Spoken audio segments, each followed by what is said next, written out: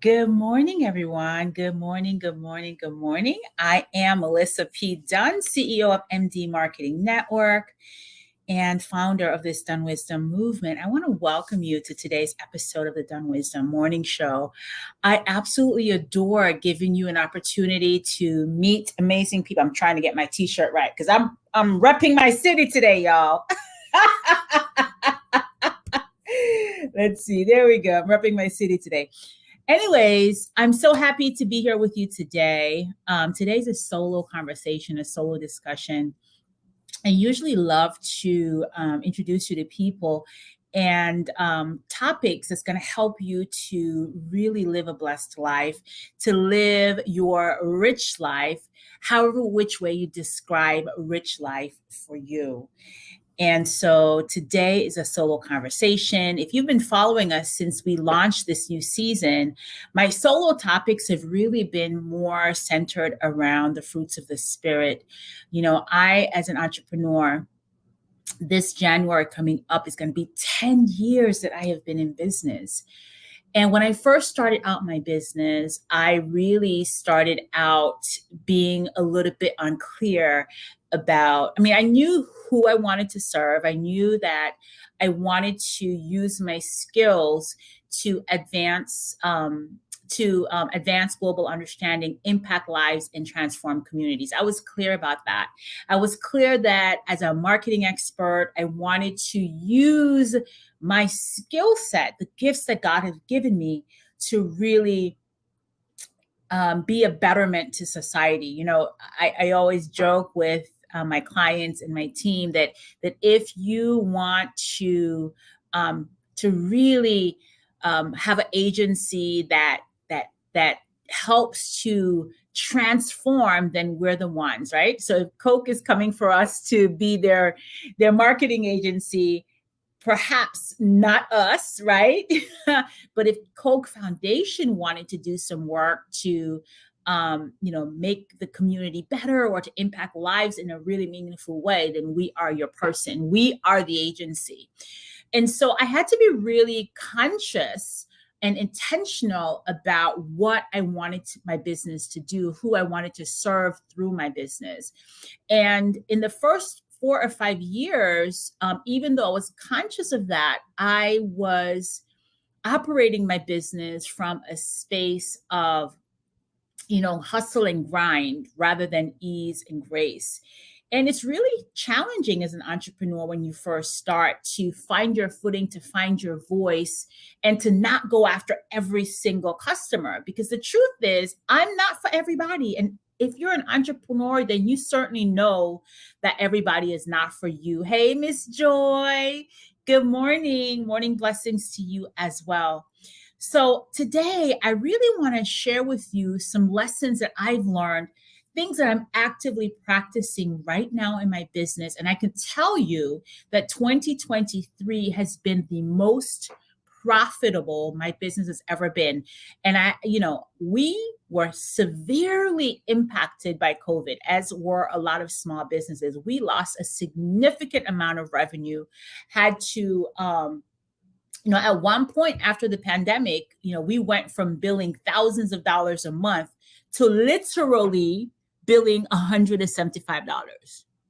Listen to me when I tell you, we went from billing thousands of dollars a month pre-COVID to during COVID, $175. But we were still serving our customers because it was the right thing to do, right? So I'm going to share with you today what I'm calling the generosity code. The generosity code is what I am currently practicing that is allowing my business to flourish, that's allowing me to serve with ease and grace, to grow with ease and grace instead of hustle and grind. So if you're an entrepreneur, I want you to really join this conversation and let me know which one of these land for you. Truth be told, even if you're not an entrepreneur, but you're an aspiring entrepreneur and you're currently working for somebody, you can certainly put these generosity code to practice serving where you are right now. All right. So, the first thing I want to share with you on this episode of the Dunn Wisdom Morning Show, before I even go into the generosity code, I want you to agree with me on the basic principle that generosity, that abundance is a cycle of giving and receiving. I'm going to say that again. Abundance is a cycle of giving and receiving, right? If you want to be blessed financially, if you want to be blessed in any and every area of your life, you've got to be willing to give what you're asking for. So I want to share that with you first as a premise, because once you can agree and align with that philosophy, then I think everything else that I'm going to share with you is going to be a breeze. So the first cheat code, the first generosity code that I want you to practice is gratitude. When you're thankful, when you're grateful, it just opens up. First of all, it feels good just to say thank you, just to acknowledge the gifts that you currently have, just to acknowledge the fact that you woke up this morning, that you are breathing, that you are able to walk, that you're able to talk, that perhaps you have transportation, you have a roof over your head. Maybe you have a family who loves you and whom you love. Look for things to be grateful for, and look for not just things to be grateful for, but circumstances to be grateful for. And this attitude of gratitude works even when things are challenging. I remember a couple of years ago, I had a client. This is, I think, within the first 2 years that I started my business. I had a client whom I really believed in. I believed in their vision. But one particular person in this account, the manager of this practice, whom I had to deal with on a day-to-day basis, for some reason, she and I were like oil and vinegar. We could not connect. And everything I said annoyed her. Everything she said and did annoyed me. And it was just a really difficult relationship. But I was really astute enough to know that God was trying to teach me something in that relationship, and that she was a reflection of a previous relationship I had when I was at the hospital that I worked at before starting my business. And so I was conscious enough to say, all right, what is this teaching me? And the tip that I got was look for things in her to be grateful for. Look at things in her that you liked so that it can neutralize the things in her that you did not like, the things that annoyed you. And so I intentionally started looking for her positive aspects. I intentionally started looking for things about her and the business and our relationship to make me feel grateful. And I did this intentionally for 6 months, you guys. Can I tell you that this account not only renewed their contract with me, but they renewed their contract with me at a higher price point, because I was able to practice gratitude, because I was able to hone in on the things that I loved and focus on that instead of focusing on the things that I don't love. So right now, if you have a boss that's challenging, if you have a customer that's challenging, maybe they're not paying their invoice on time, look for things to be grateful for. And the more you cultivate an attitude of gratitude, is the more abundance that you will achieve in your life. And I can tell you with 100% certainty that this, if you don't do any of the 10 things that I share with you, of any of the 10 generosity codes that I share with you today, do this one. All right. The second one is empathy. Practice empathy. How are you being with your customers? How are you being with your coworkers? How are you being with your team members? Do you listen actively? Do you listen to understand, or do you listen to respond? Listening to understand is active listening, while listening to respond is not active at all. If they're talking to you and your mind is trying to come up with what to say, pause, take a deep breath, come back to yourself. Say, all right, what is it that they're truly saying? How can I really hear and discern what's being said to cultivate empathy? The more you practice empathy with all of your relationships, the deeper they'll be. And the deeper your relationship, the more rewarding. The more rewarding. And empathy is the key to cultivating deep, lasting relationships. And, a lot of times when you talk about your brand, it's not what people say when you're in the room that matters. It's what they say about you when you are not present that really counts, that really makes the difference.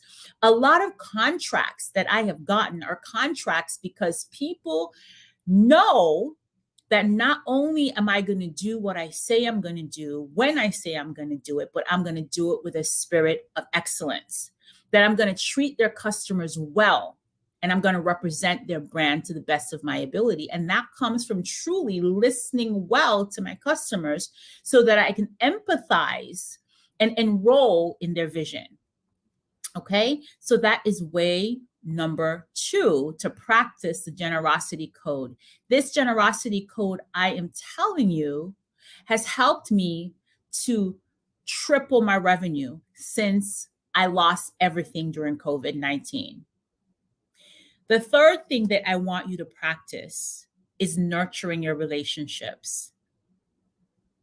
Nurture your relationships. Take the time to say thank you. I'm sure you guys have all learned about the love language, that book that talks about how people like to be communicated with. Take the time to figure that out, not just in your romantic relationships, but also in your professional and entrepreneurial relationships. How can you nurture them so that they'll grow, so that they'll bloom? Add to the relational bank. We all have a relational bank. And if you put things in, it grows, it flourishes. If you take things out, it diminishes. So what are you putting in your relational bank with your customers, with your team members, with your employer, if you have an employer, with your family, right? Nurture your relationships. And I promise you, the seeds of abundance will flourish. You guys, if you have any questions or input, please drop them in the chat. Let me know where you're watching from. And then this part right here, you guys. Expand your horizons and embrace new opportunities. The thing that kills your dream more than anything else? Fear, worry, and doubt. When you're fearful, you contract, you don't expand. When you're in the space of worry and doubt, you contract, you don't expand.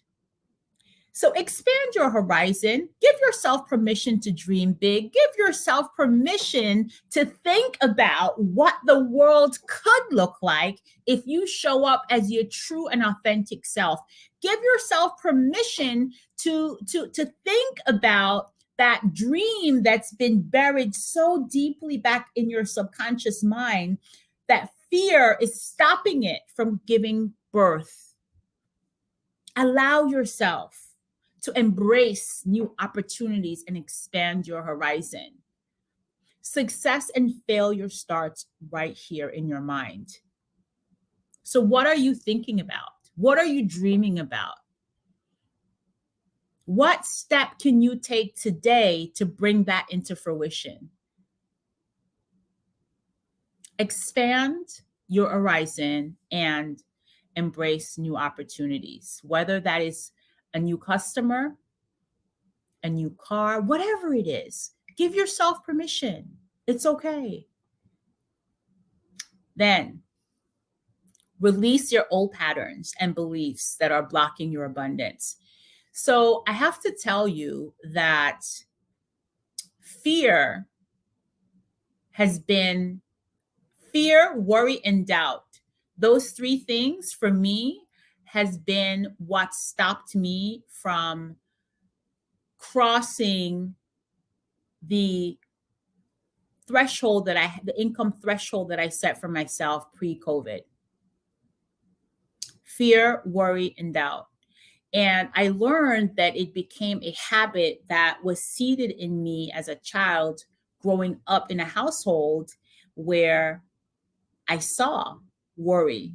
Like I saw my grandmother, she would sit there like this with our, and anytime she's sitting there like this, I knew she was worrying. And I would catch myself as an adult going like this. That's a posture of worry. And I've had to break myself out of it. In fact, I have had to pray to ask God to identify the thoughts, the feelings, the habits that's kept me stuck, that's kept me where I am not living in full alignment of how He called me to live. I have asked to show me the thoughts, the beliefs, the feelings, the habits, so that they can be uprooted and transmuted, so that I can release them. I can release fear. I can release worry. I can release doubt and step into my greatness, step fully into the abundance that is my birthright.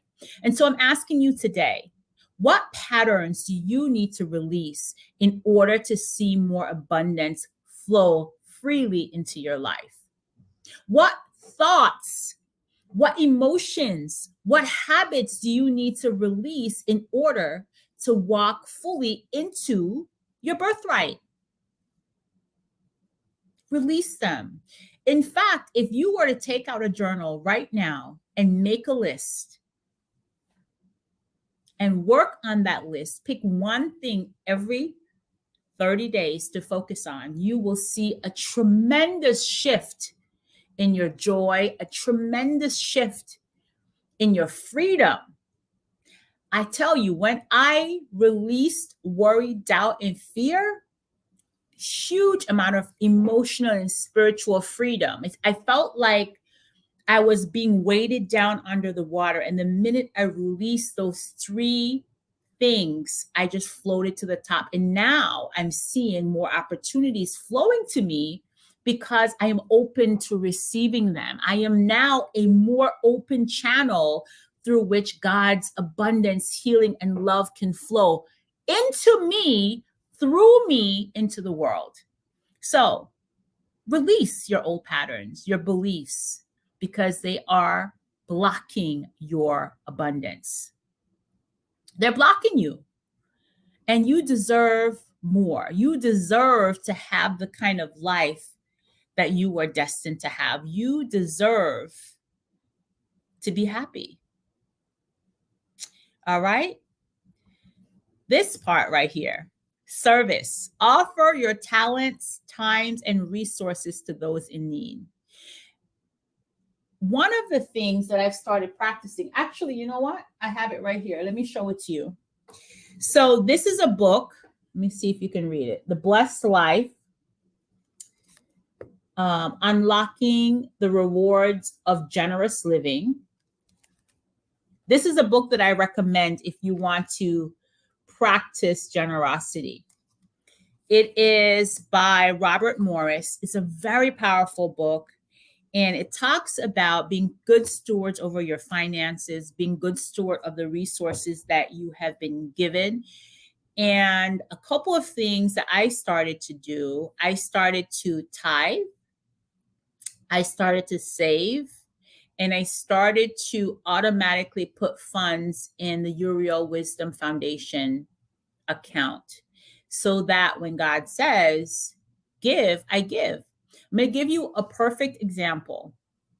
So a couple of weeks ago, this past November, I was in Atlanta for a conference, and I went out for a walk. It was very cold. I had on a blue coat, and I heard, "Give this woman your coat."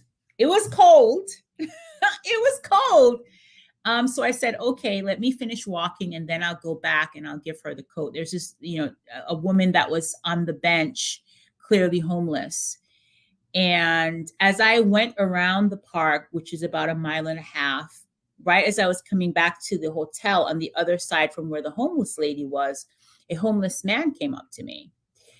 And he said, "Excuse me, miss, do you have, I want something to eat." And so I said to him, "Listen, I don't have any cash, but I do have this coat. Would you like it?" And he said, "No disrespect, but I don't need a coat. I need food."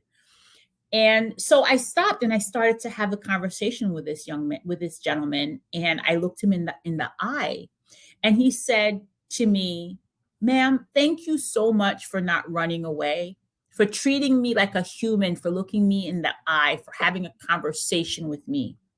He's like, "A lot of times when I approach people, particularly at this time, it was still kind of dark out, folks would avoid me. They don't want to talk. They don't want to treat me like human."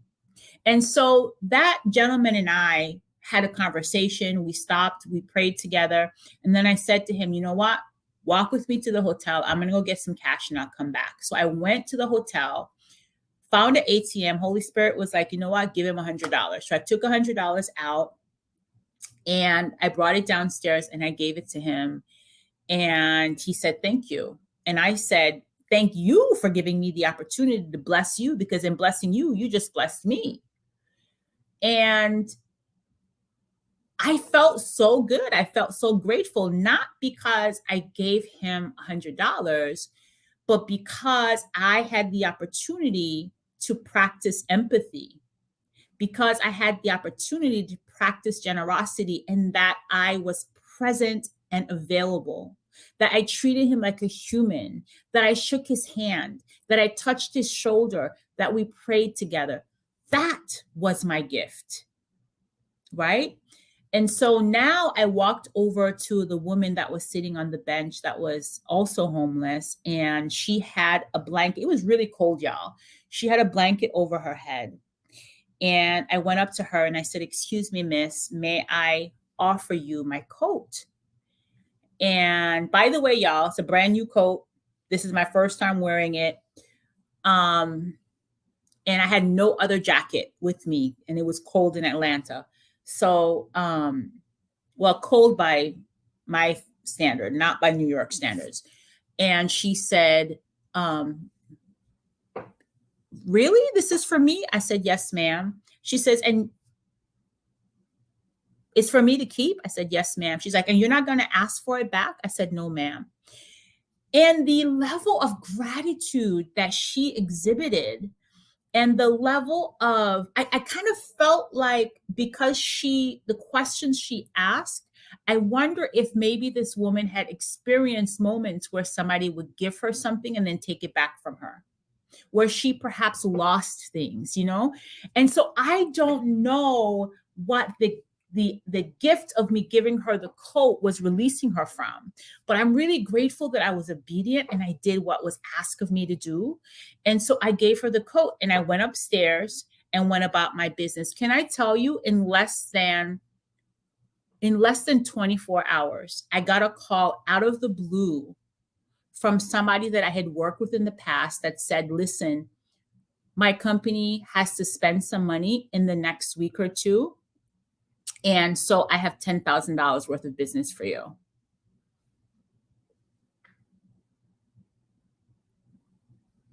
That's exactly. And I didn't even put the pieces together with the generosity and the obedience until I was telling the story to my COO and to two of my team members.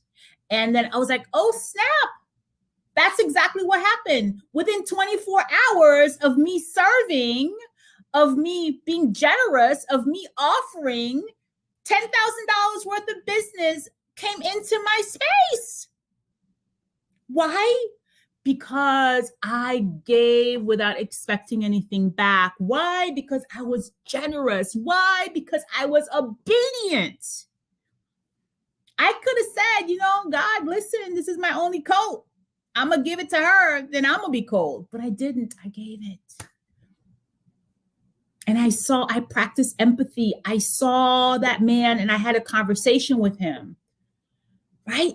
That's what happens when you make the decision to serve. So how are you showing up? How are you serving your customers? How are you allowing yourself to be used? This is a very important lesson. And I'm telling you, true story, this just happened to me. Okay? The other thing you've got to do to activate the generosity code so that it works for you in life and in business is to set clear intentions. When I started MD Marketing Network, I was very clear that we were going to be a source of good. I was very clear that I'm a conscious capitalist and that my business was going to serve the community and my customers and my family and my team members. So you've got to set clear intentions. Hey, Miss Barbara, good morning to you. Good morning. Thanks for watching. You've got to set really clear intentions. It's very important. And then, of course, you have to trust the process and have faith that abundance is coming to you. It's your birthright. It is your birthright. And I promise you, if you practice any of these 10 things that I've shared with you today, you will absolutely see more abundance in your life. So I'm asking you, I'm submitting to you that you should consider yielding to the flow of abundance and allowing it to unfold naturally. Allow it to unfold naturally. This idea of forcing things to happen, this idea of grinding and hustling, it's freaking exhausting. What if you were to practice life a different way? What if you were to practice life from a posture of generosity, from a posture of joy, of ease, of grace, and from a space of knowing that you are not alone, a space from knowing that you are loved, a space from knowing that abundance is your birthright? What if you were to approach life like that? I can tell you what happened for me when I chose to approach life in that way. I had more joy. I had freedom from worry, fear, and doubt, which created room for more abundance to fold into my life. When I started practicing generosity, a whole world opened up to me. So what happens if you were to take a posture of service? So I encourage you, I submit, practice generosity, be empathetic, nurture your relationships, expand your horizons so that you can embrace new opportunities. Release the old patterns and thoughts and beliefs that are keeping you stuck, that are blocking your blessings, that are blocking your abundance, and maybe even keeping you unhealthy. Offer your talents, time, and resources to those who need. Serve your community. Serve your community and set your intentions for exactly what it is that you want to create in your life, and then trust the process. It is an unfolding, because the difference between the person you are today and the person you are in the future that has the thing that you're asking for, that's living the life that you are dreaming about, in between, the space in between, that's the work. And it's a journey that's going to require you to transform your thoughts, transform your emotions, transform your actions so that you can get different results. So trust the process. Be kind and loving to yourself as you allow it to go. Yield to the flow of abundance and allow it to flow to you naturally. Oh, thank you so much. Thank you so much for saying that, Barbara. I'm really grateful that you find them inspiring and eye-opening. I can tell you that this philosophy that I'm teaching, this Dunn Wisdom way, is something that I have been striving to practice more deeply in my own life, because I believe that service is a key to having a blessed life. That's the generosity code that I try to live by every day. Do I always succeed? Absolutely not. But it is clearly my intention. And some days I get it right better than others, but I'm committed to it. This is the way that I'm choosing to live my life. So thank you so much for watching the Dunn Wisdom Morning Show today. I encourage you, if you want to join our mailing list, text Dunn Wisdom to 545454 so that you can get our e-newsletter and that you can keep up to date on what we're up to in life, as well as in business, and of course, in my community service work. If you'd like to be on the show, consider emailing Kalisha at mdmarketingnetwork.com. I love you. Be blessed. And remember, be kind and loving to yourself today. You absolutely deserve it. Hey, oh, thank you for saying that. Oh, wow.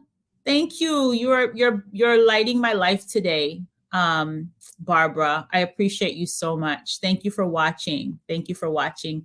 All right, everyone. Be well. Be kind and loving to yourself today.